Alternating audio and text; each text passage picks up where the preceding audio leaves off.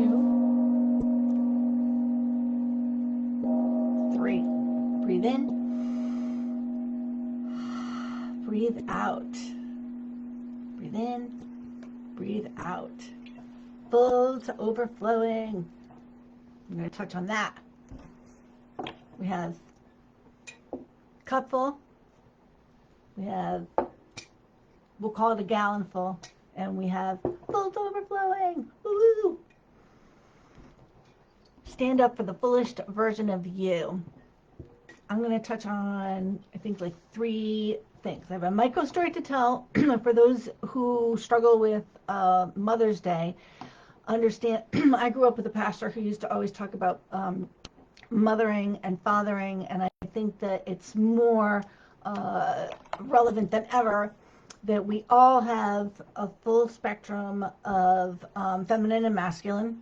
Nothing new. If you know anything about the yin and the yang, and the all the things. So full to overflowing.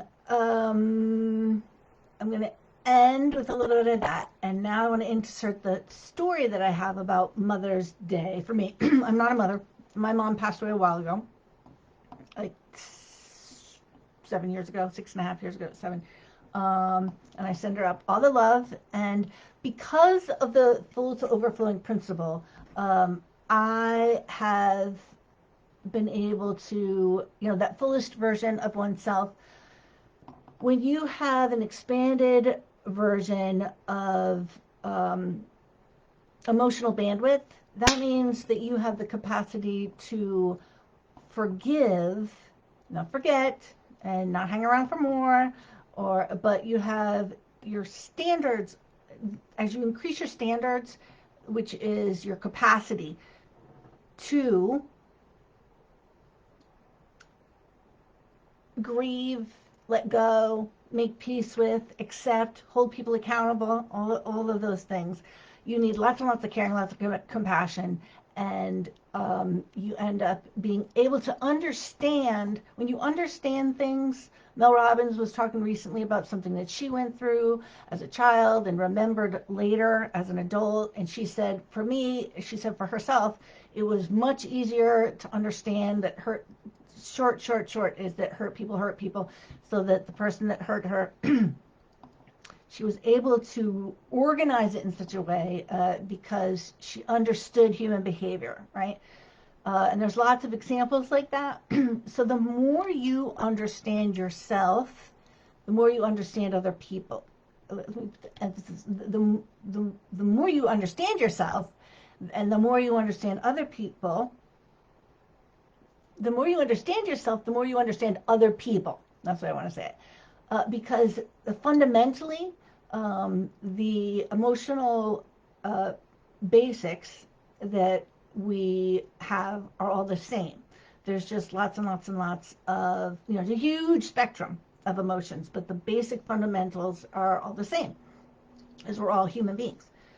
So, when it comes to confidence, courage, and caring, we know that caring is a huge factor in courage, in leadership. And it seems like an oxymoron, but it isn't at all. You have to have a big, big bandwidth of caring in order to have courage. And it's not okay, so I'll give my story. I'll give the example. And I wanted to say that, with that river of self-confidence, you have, jets of caring. You have streams of caring and streams of courage that come off of this same jet stream of self-confidence, which is different than having confidence in typing or confidence in driving or confidence in a particular area of expertise, some type of a technical, you can have confidence in many, many areas. But I'm talking about self-confidence, where you can go anywhere and draw it off of that confidence. So my story is about a really, really beautiful experience that I have to remember. I love children, and I've been around doing children things forever. And but I have a really special memory that I think is really appropriate for. I'm going to give a Simon Sinek quote too after this, and I think it's really appropriate about caring and courage and self-confidence. So I was walking down the road. I love to walk around in the neighborhood in back roads, away from the traffic, when the weather's nice, people's gardens, and there might be dogs going by and children and stuff like that. So I think it was about 4.5 years ago, I was walking, it was a slight slant. As I come up the slant, I come around the corner and I'm coming up, and I see this young girl, I think she was like 7 or 8, running as fast as she can, and her strides are getting bigger and bigger, and she's running, I think she's like 7 or 8, and there's an older guy like running after her. And I don't remember his exact words, but it was an ugly exchange.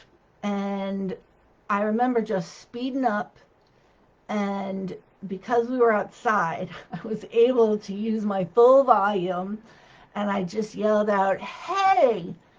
And in a much bigger voice, it was a a deep hey. And both of them looked at me. He stopped, and I can just remember her face. She was like, "Toosh," looking right at me, and just saw this little pink run by. And he was talking to her in a very derogatory way. And if you didn't get there yet, this was a little African American girl, a little black girl, and this guy was white. And it was such a vindicating experience for me. I did not have that type of discrimination or that kind of bullying or that kind of whatever you want to bullying. I didn't have that specific kind, but I grew up with a lot of, if I had someone to kick in and mother me like that, I just had the flinch of a lump coming in, but I don't have to do that anymore because I've healed so much stuff, thank God. I was crying my whole life to heal. And, it was worth every single drop of tear. So it was so vindicating. It felt so powerful. He just stopped, and he just turned around. I remember he just froze, and then he just stopped, and he just turned around, and he hustled because I was coming up the road, and I didn't really want to come face to face with him. But I just said, I remember what I said to him. I said, "Hey," and then I said, "Don't you talk to a little girl. She's a little girl." I said, "Don't you talk to children like that." And it just felt, now I'm going to cry, but it just felt so beautiful that I could do that in front of her, that she could experience me, the way I look, sticking up for her, and confronting him and doing it in a way that I don't think he'll do it again. I don't know, for a while. So, Simon Sinek talks about that when we do the smallest things, and he has an example of, he's a writer, speaker, global. I think he has one of the top TED Talks. I thought it was Brene, but no, he's got one of the top TED Talks ever. He talks about when you do a good deed, other people will emulate that behavior. And he said that, donating money and stuff like that, people aren't all that interested. But when you do something, when they see you do something, they're liable. He has an example of emulating that. And I know that everybody's doing stuff like that all the time. So know that you're mothering and you're fathering. And so Simon Sinek is a leadership author and speaker, and he's been helping people globally for many years. And he has a new book out after the pandemic, I believe, and leadership stuff. And he talks about how leadership is not, people talk all the time about how it's service. And so he was saying how leadership is not being in charge of people as in authority. It's service. And he said it's not being in charge of people. It's the charge of taking care of people. Leadership is the charge of taking care of your people. So whether you're a parent, whether it's your neighborhood, whether it's your family, whether it's your friends, whether it's coworkers, whether it's clients, whether it's community. It's civil. We're taking care of each other. And so one of the things I want to say, wrapping it up, is that um, I have said before to people that there's so many people to help out there. So don't feel like you have to, there's just so many people to help. So you can build your capacity to help others by helping the people that are easier to help at first. And then your capacity will grow. And as it grows over time, when people you might not like as well need your help, it will not be a bothersome or compromise or sacrifice over time. This is the slow route to building your capacity, but it still works. You will not feel the sacrifice and the compromise because you're doing it for your self, your higher standards. It's who you are, right? So you're no longer the smaller cup. You're no longer just a gallon. Although this is a big, huge leap.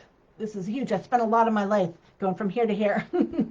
And this is a beautiful place to be, full of joy. But if you're here full to overflowing, like, there is no sacrifice and compromise because you're doing everything out of a passion that you're following. So, having started helping people that you really wanted to help, and then you grew into, there's a lot of healing grief that people are afraid of. But Simon talks, and Brene Brown talks a lot about being with the armed services and how crying is absolutely allowed, acceptable, allowed, expected. So I wanted to, yeah, I touched on all that. And yeah, I touched it all. So I was thinking it's like a helping hack. Help people that you want to help at first, and then you're become full to overflowing. So happy, a little bit belated Mother's Day, unless you're in a time zone that's a few hours behind us, and it's still Mother's Day. So happy Mothering Day. And oh, I know one thing that I wanted to mention. So this is huge. Write this down. Holidays are a funnel for marketing. Do not give that funnel your power. Stand up for the full version of you. I love a celebration. I love a party. I love a celebration. I love expanding all the good things. So I have no problem with enjoying the holiday. But do not serve the serve the holiday. The holidays serve you. So there's a lot of people that are grieving over particular holidays, especially Mother's Day. There was many a time when I was suffering because I didn't need to give birth, but I really wanted to adopt and stuff like that. And times of just having a lot of loss around. And then when my mom passed, there was lots of reasons where holidays can be difficult. And my childhood with my mom and everything. But like I said, with the tools, with the tools you can heal full to overflowing. And one of the tools is when you are full to overflowing, you have the capacity to understand things and you recognize patterns. That's what my name is Susan Mayer, by the way, and I'm a Wisdom Within coach, and my company is Joy of Flow, a community of leaders. It's inner leadership, a community of leaders dedicated to dignity for all, and it's Joy of Flow Inner Leadership, and teaching people to have the capacity to where they can leverage their strengths, inner strengths. So I'm going to do another live, and I'm going to talk about why resilience and agility are part of the inner leadership and part of your. I'm going to talk about that in the group. And if you want to join, just let me know. Just leave a little message, and I'll leave that link in the comments. So remember, don't let the holidays bully you around. Don't let them drag you around. Don't let them puppet you around. Have the holidays serve you. And if a holiday is poking you in a tender place where you're vulnerable at the moment, you can take care of yourself. Self-caring will bring you courage and will bring you confidence. If you need help with all of that, give me a message, and we can discuss that a little bit in the group or one-on-one. And remember that the holidays are a funnel for commercialism and for money. The public is secondary, but they're still lots of fun. So as long as they serve you, don't let them rake over your joy. All right, so there you go. A little longer, but so be it. Hopefully it was worth your time. Not hopefully, but yeah, hopefully, whatever. Take care, everybody. Have a great Quantum Leaps Monday. Remember to breathe and go with the flow. Not just any flow, but your anchored flow, grounded flow.